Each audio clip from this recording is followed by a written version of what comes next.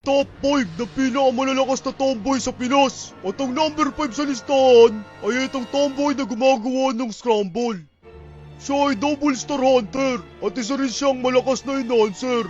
At kahit na mukha siyang bouncer, di natin may tatanggi na katangi-tangi talaga ang paggamit niya ng kanyang nen. At dahil nagagamit niya ng 50% ang kapangyarihan ng isang transmuter, dahil dito, dumidikit yung ice crumble sa timba. Ang galing naman nun, Patrick. Parang bungee gum lang ni Hiso ka.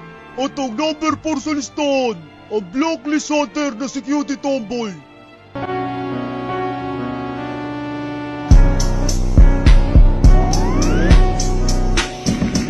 Ayan yung araw na first time niyang gumamit ng gyok.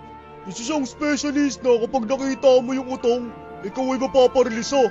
Hindi ko may papakita ang video ng kanyang kakayahan dahil wala pang ni isang nabuhay nung ginamit niya yung ability niya na to. Kaya pupunta na tayo sa top 3 dahil di natin may papakita ang kakayahan ni Cutie Tomboy. Panoorin na lamang natin ang kakayahan ni Yobot dahil parehas lamang sila ng abilidad nito. Ay mga pre, nakaubad ako ngayon mga pre, kasama yung mga ka-boardmate ko. Ba't parang ilag kayo pre? Bakit para naman tayo lalaki dito pre ah? Kung makikita niyo sa video na yon, ay wala na silang magawa dahil sila ay napasa ilalim na sa kanyang nen ability na tinatawag na Medusa.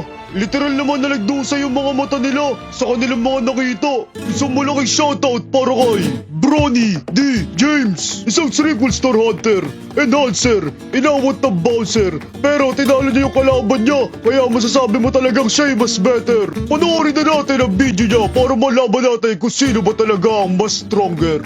Kung saan nagparty ang grupo ng artistang si Aura Briguela. Pero puwersahan siyang hinatak ni Aura na sa sobrang lakas, maging si Aura ay natumba. Ayon sa staff ng bar na nag-asikaso sa grupo ni na Aura, pang-apat na beses na raw niyang uminom sa bar. Pero unang beses daw itong nasangkot siya sa gulo.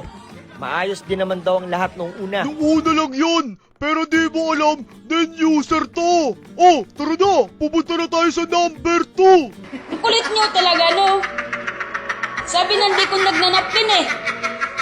Hindi nga kasi ako gumagamit ng napkin, 100%. Simula bata pa ako, hanggang lumaki, hindi na ako gumagamit noon. Kasi hindi naman ko buwan-buwan na dinadatnan eh.